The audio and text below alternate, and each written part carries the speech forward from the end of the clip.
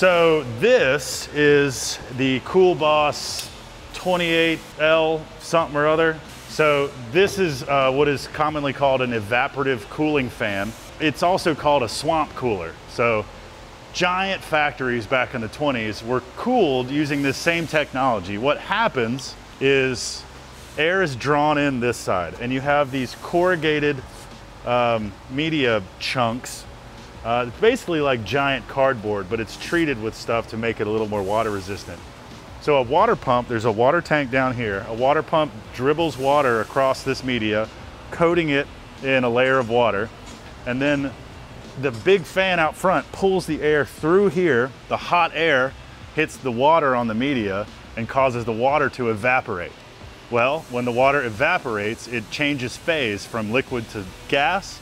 That phase change cools the air just because of physics. That cooled air is then forced through this giant fan and out into your workspace or wherever. This thing is $3,500 and I financed it because I'm tired of dying in my shop.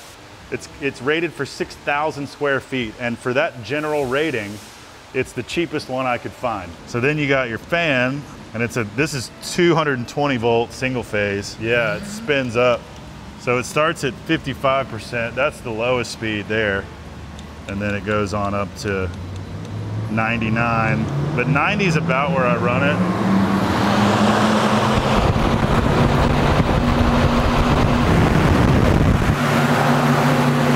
To balance the airflow with the water. If you have a lot of water and a lot of air, it's going to pull the water into the fan. Also, this thing has Bluetooth on it, which is ridiculous. The speakers? Yeah, they suck. The fan's way louder than the Bluetooth speakers will ever be. It might add some humidity to your space, but whatever. So that's the industrial version.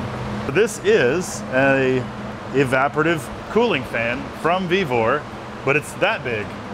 Frozen things that it came with are supposed to be frozen, and then you put them in here.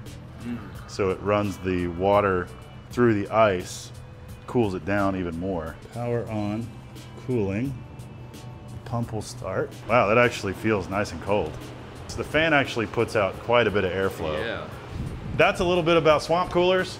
I think they can be really beneficial.